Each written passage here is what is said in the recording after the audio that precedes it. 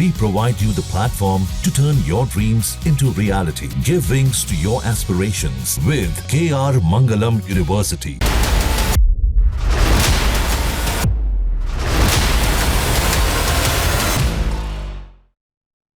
Israel में Iran ने 14-15 की रात भीषण तबाही मचाई थी। ईरान के हमले से इजराइल का बतियम शहर मलबे में तब्दील हो गया था। आज न्यूज नेशन की टीम उसी बतियम शहर में पहुंची और अपने कैमरे में कैद की उस तस्वीर को जिसने इजराइल को सदमे में डाल दिया था।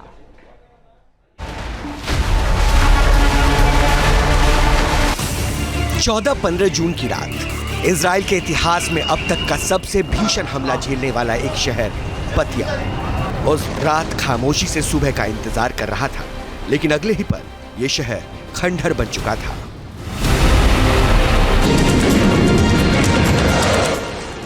उस रात ईरान ने इजराइल के बतियम, तेल अवीव, रेहोवोत और रमदगान जैसे शहरों पर मिसाइल हमले किए थे, लेकिन सबसे ज्यादा तबाही हुई बतियम में। ऐसा लगा जैसे बतियम गाजा बन चुका है। आज न्यूज नेशन की टीम इजराइल के उसी बतियम में पहुंची है जिसने उस रात की तबाही अपने आंखों से देखी और अपने सीने पर झेली थी। न्यूज नेशन इस वक्त इजराइल की राजधानी तेल अवीव के नज़दीक बेतियाम में मौजूद है। बेतियाम दरअसल वो जगह है जहां पर सबसे ज़्यादा human casualty, human loss Israel को उठाना पड़ा, क्योंकि इससे पहले हमने आपको सेड्रॉट का इलाका दिखाया था, हमने आपको हाइफा भी दिखाया था, हमने आपको बीर शेवा भी दिखाया था और डायमंड स्टॉक एक्सचेंज भी दिखाया था, लेकिन वहाँ पर नुकसान आर्थिक था, इंसान की जान का नहीं। लेकिन बेतियाम में कम से कम 9 लोगों की मृत्यु हुई, जिनमें से 3 तो बच्चे थे और वो बच्चे यूक्रेन से आए हुए थे, यहाँ पर शरणार्थी के तौर पर रह रहे थे। 100 से ज़्यादा लोग घायल हुए। एक दंपत्ति के अपार्टमेंट में हम मौजूद हैं, क्योंकि बाकी जो इलाका है वो बैरिकेडिंग करके रोक रखा है और वहाँ पर अभी भी खतरनाक स्थिति है।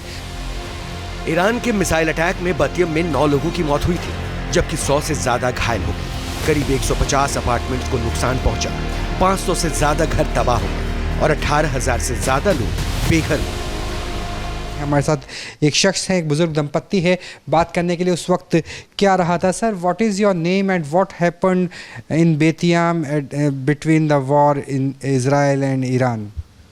My name is Ranan, and one bomb fall something like 100 meters from my house, and they make a damage for maybe, I don't know exactly, but maybe for 150 apartments.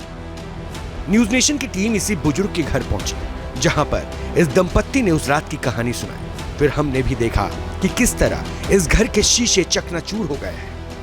खिड़की से बाहर नजर पड़ने पर हमारे कैमरे का सामना खंडहर में बदल चुकी इमारतों से भी होता है। See, all this go and you can see around us, and You were safe at the time? You are in the bunker or at the home? I not. I say the truth. I stay home, but after the bomb, the first one who go to the shelter. after the missile attack. The people that kill and injure, most of them is not civilian of Israel. They are come here to medical, for. Is there any hospital, big hospital nearby? Yes, there's not far from here. I think it's maybe 5 minutes in Holon. It's called Wolfson, and there's big one in Tel Aviv that it's maybe 10-15 minutes from here. सो यहाँ पर हम देख सकते हैं कि किस तरीके का जो नुकसान है वो हुआ था। मैं चाहूँगा कि मेरे कैमरा सहयोगी राकेश रावत लगातार तस्वीरों के ज़रिए दिखाएं। दरअसल समस्या ये है कि बेतियाम में इतना ज़्यादा नुकसान हुआ है, लगभग 150 से 200 अपार्टमेंट पूरी तरीके से मटिया मीट हो चुकी है और 400 से लेकर 500 घरों में नुकसान हुआ है। और इन तस्वीरों की तुलना आप गाज़ा पट्टी में हुए नुकसान से भी आप कर सकते हैं, चाहे वो गाज़ा शहर का नुकसान हो या फिर आसपास का नुकसान यहाँ भी आया है। ईरान ने बेतियाम के हमले को अपनी जीत के तौर पर दिखाने की कोशिश की थी, और हो भी क्यों ना, क्योंकि अभी भी सिर्फ जहां आंशिक नुकसान हुआ है उन घरों को छोड़ करके बाकी किसी भी घर में आपको लोग नज़र नहीं आएंगे, और अभी भी सुरक्षा कर्मियों ने बैरिकेडिंग कर रखी है। न्यूज़ नेशन आपको ऐसे ही एक घर के अंदर से बाहर की तस्वीरें दिखा रहा है कि किस कदर नुकसान हुआ था।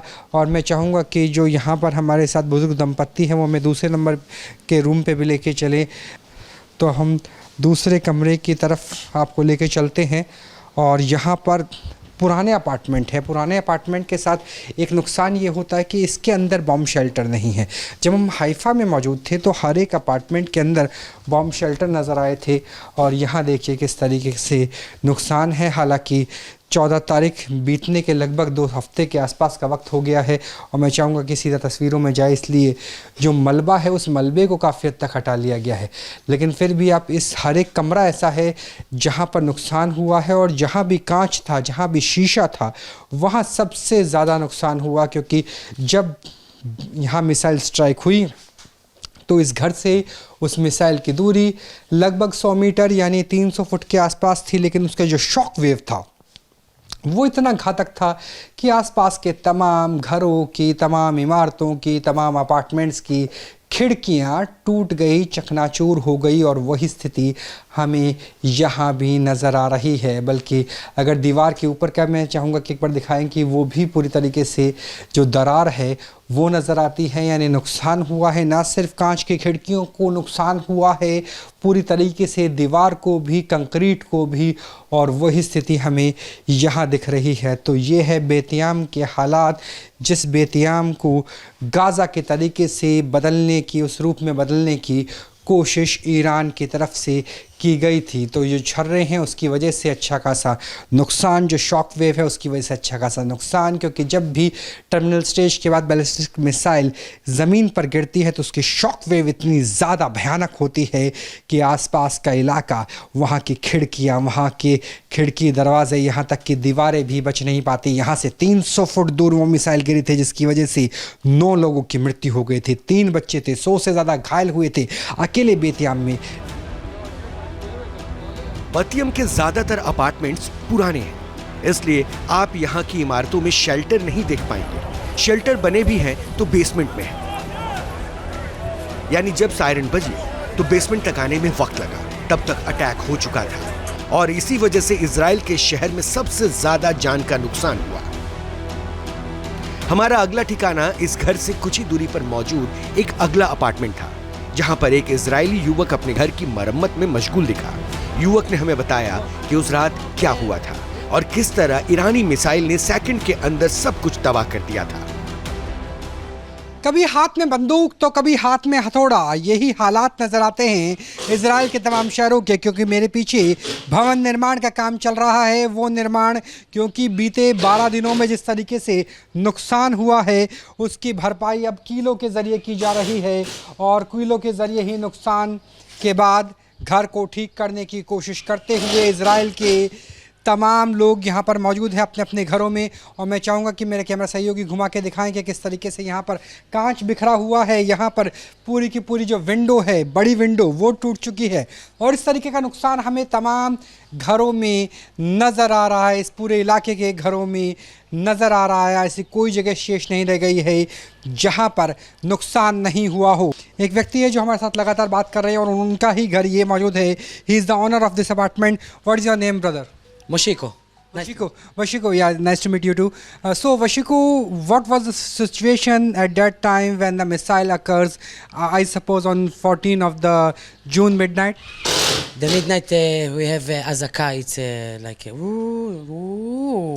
yeah, and go to the miklat, you know, the Bomb shelter. bomb shelter, and we learn ba-bam, and we start, It was like earthquake. It was like earthquake or the shaking. yeah, shaking every my wife and my white children, everything shaking and cry, and up to the home, and we see all the home break, and we say no. Was there fire Gaza also? do it problem. Hamas do it problem. We Israel we love peace. Israel love peace. Yes, it's normal here, live here. Every day. But you love your country. Yeah, I love. And you love India too. And love India, and all India come here. Namaste. We love here. We have work. We have peace. Smile. Good. ये भारत के लिए प्यार है। Good weed. ये भारत के लिए प्यार है जो इन्हें नज़र आता है। इनका कहना है कि हमारे लिए स्थिति बिल्कुल सामान्य हो गई है। कभी गाज़ा से हमला होता है, कभी हिजबुल्लाह से, कभी हमास से, और यहाँ लगातार काम करते हुए लोग भी नज़र आ रहे हैं। वो लगातार काम कर रहे हैं और ये स्थिति है इस पूरे के पूरे इलाके की कि घर का कोई हिस्सा शेष नहीं रह गया। और मैं चाहूँगा मेरे कैमरा सहयोगी बाहर की तरफ भी आपको लेके चले कि अस्त व्यस्त हालात कैसे होते हैं। ये वो सामान है जो इनकी बेटी का, इनकी पत्नी का था, लेकिन अब वो सिर्फ सामान एक कमरे में ही ट्रांसफ़र कर दिया गया है। हम आपको बाहर लेकर चलेंगे, बाहर के हालात भी दिखाएंगे कि देखिए किस तरीके से यहाँ पर जो कांच है वो बहुत शार्प एजेस है वो नज़र आ रहे हैं और ये चारों तरफ बिखरा हुआ है। और अब यहाँ पर लोगों ने खुद ही पुनर्निर्माण का कार्य शुरू कर दिया क्योंकि बतियाम में जो सिविक एजेंसीज़ है वो इतनी काम नहीं कर पा रही है। वजह यह है कि जब 1,500-1,000 के आसपास के अपार्टमेंट में नुकसान होगा, कि मैं कैमरा सहयोगी राकेश भी बहुत ध्यान से आइए कि यहाँ पर जो शार्प एजेस हैं उससे नुकसान हो सकता है और बहुत से मकान तो ऐसे हैं जो बंद है, यहाँ वापस लौट के ही नहीं आए। यानी जो डर है, जो खौफ है, जो खौफ का मंज़र है वो इस कदर हावी होता हुआ नज़र आ रहा है कि लोगों ने अपने रिहायशी इलाकों में अपने सपनों के आवास को ही छोड़ दिया। अब आपको लेके चलते हैं हम बातियाम के लगभग हर एक अपार्टमेंट में बने हुए बॉम्ब शेल्टर की तरफ, और इस बॉम्ब शेल्टर ने ही लोगों की जान बचाई थी। तो ये पूरा इलाका है बॉम्ब शेल्टर का, और बॉम्ब शेल्टर पे जाने के बाद इस गेट को बंद कर दिया जाता है, मजबूत गेट, और बेसमेंट में जाकर ही लोगों ने अपनी जान बचाई थी, वरना इन शार्प एजेस से बचना बेहद ही मुश्किल होता। इस घर से निकलने के बाद हमने एक दूसरे अपार्टमेंट का रुख किया। घर के अंदर पहुंचने पर सीढ़ियां टूटी हुई मिली, जर्रा जर्रा बिखर चुका था। हम थोड़ी देर में छत के ऊपर जा पहुंचे ताकि वहां से हमारा कैमरे में सब कुछ साफ साफ बतियम में मची उस तबाही को रिकॉर्ड कर सके। बेतियाम के एक रिहायशी इलाके की छत के ऊपर से न्यूज़ नेशन आपको ग्राउंड रिपोर्ट दिखा रहा है, और यकीन मानिए कि इस छत पर पहुंचना भी बेहद मुश्किल था क्योंकि सीढ़ियां टूटी हुई थी, मलबा बिखरा हुआ था, और कांच से बचते हुए हम बामुश्किल इसकी छत पर पहुंचे हैं ताकि न्यूज़ नेशन के दर्शक, तमाम भारतीय दर्शक देख सके उन तस्वीरों को जो बेतियाम में हमले के यानी 14 जून के हमले के बाद भी नज़र आ रही है। सीधा तस्वीरों पर चलते हैं कि यहाँ पर कोई भी ऐसी इमारत शेष नहीं रह गई है जिसके शीशे बचे हों। टेम्परेरी हालत में फ़िलहाल इसके ऊपर बैरिकेडिंग करके लोगों ने रहना शुरू किया है जिन घरों को ख़तरनाक डिक्लेयर नहीं किया गया है, लेकिन बाकी घरों के हालात तो और भी ज़्यादा ख़तरनाक है, ख़राब है। कोई भी ऐसा घर नहीं है जहां नुकसान नहीं हुआ हो, किसी भी खिड़की में आपको कांच नज़र नहीं आएगा। जो सबसे ज़्यादा नुकसान होता है, इससे पहले हमने यूक्रेन और आर्मेनिया अज़रबैजान के वॉर के दौरान भी देखा था, वो होता है बैलिस्टिक हमलों के बाद, बैलिस्टिक मिसाइल के हमलों के बाद कांच को लेकर के, क्योंकि जब शॉक वेव आती है तो कांच किसी बुलेट के तरीके से बैलिस्टिक स्पीड पर टकराता है और उससे ही लोगों की मृत्यु हो जाती है। यहाँ पर जिन 9 लोगों की मृत्यु हुई बेतियाम में, उनमें से 3 तो बच्चे थे, और तीनों बच्चे शरणार्थी के तौर पर यूक्रेन से आए थे। तो सोचिए कि वो क्या सोच के आए होंगे यूक्रेन से कि उनके देश की हालात बहुत ख़राब है, कभी भी रूस की मिसाइलों से छलनी हो जाते हैं तमाम शहर, और इज़राइल में रहेंगे, बेतियाम में रहेंगे, तल अवीव में रहेंगे तो सुरक्षित रहेंगे। लेकिन कहते हैं कि जब स्थिति विपरीत हो तो कोई भी अनुकूल हालात बचते नहीं, शेष नहीं रह जाते और वो नज़र आते हैं इन बिल्डिंगों में।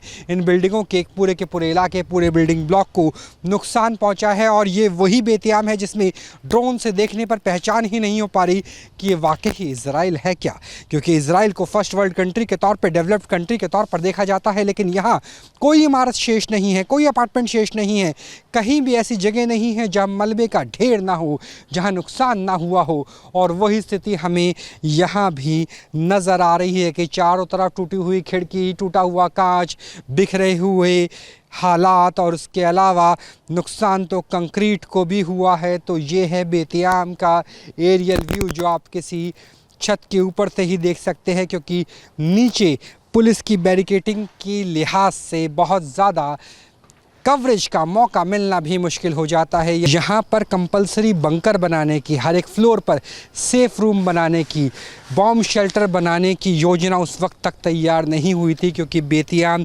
किसी भी बॉर्डर से दूर पड़ता है। और यही वजह है कि इजराइल को सबसे ज़्यादा ह्यूमन कैजुअल्टी, ह्यूमन लॉस बेतियाम में हुआ। 100 से ज़्यादा लोग घायल हो गए, जिसमें से 80 से लेकर के 85 ऐसे हैं जो परमानेंट विकलांग हो गए हैं।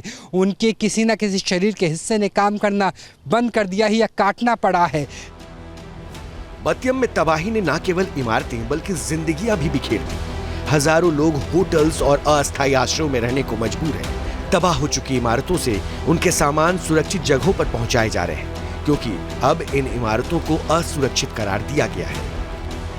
रामधारी सिंह दिनकर की एक कविता है कि लोहे का दर्द लुहार से मत पूछो, उस घोड़े से पूछो जिसके मुंह में लगाम है। यानी दर्द का एहसास भी उसी को होता है जिसने उस दर्द को भोगा हो। और इस दर्द को भोगने के लिए बातियाम का इस्तेमाल किया था ईरान ने, क्योंकि बातियाम की स्थिति लगभग वैसी ही हो गई जैसी स्थिति हुई थी गाज़ा पट्टी के समूचे इलाके की। क्योंकि यहाँ पर मेरे पीछे आपको हरा भरा सा शहर नज़र आ रहा होगा, लेकिन जैसे ही मेरे कैमरा सहयोगी कैमरे को घुमाएंगे, हालांकि अभी भी अंदर जाने की इजाज़त नहीं है, अभी भी यहाँ पर लगातार मशीनों के ज़रिए काम चल रहा है और वो स्थिति नज़र आ रही है कि कैसे बैरिकेड करके अंदर जाने से हमें रोका गया है। और आप देखिए कि यहाँ पर अभी भी जो सिविक सर्विसेज हैं, जो म्युनिसिपल कॉरपोरेशन है, वो मशीनों के ज़रिए, क्रेन्स के ज़रिए लोगों के सामान को, बाकी चीज़ों को ठीक करने की कोशिश कर रही है। तो यहाँ पर अभी भी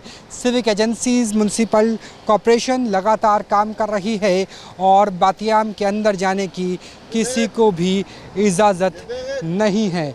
और ये स्थिति नज़र आती है यहाँ तक कि जो लोकल रेजिडेंट्स हैं वो भी अपनी गाड़ियों के साथ अंदर नहीं जा पा रहे हैं। इस पूरे इलाके को कॉर्डन ऑफ कर दिया गया है। बेतियाम में सबसे ज़्यादा नुकसान हुआ था, सबसे ज़्यादा कैजुअल्टी हुई थी और यही वजह है कि यहाँ पर अभी भी निकलने नहीं दिया जा रहा। देखिए सामान किस तरीके से आता है, वो जो क्रेन है उसके ज़रिए सामान निकालते हुए यहाँ पे नज़र आ रहे हैं, ताकि जितना संभव हो लोगों का सामान निकाला जा सके। लेकिन लोगों को अंदर जाने की अनुमति नहीं है। अगर सामान है तो क्रेन्स के ज़रिए लाया जाएगा और वो क्रेन भी म्युनिसिपल कॉरपोरेशन की होगी, सिविक एडमिनिस्ट्रेशन की होगी और उसके ज़रिए ही सामान लेकर जाएगा। बाकी जितनी भी आप खिड़कियाँ आपको नज़र आएंगी, वो खिड़कियाँ, वो दरवाजे, वो इमारतें, वो सब कुछ चकनाचूर हो चुका है, मटियामेट हो चुका है। तो ये स्थिति है बातियाम की।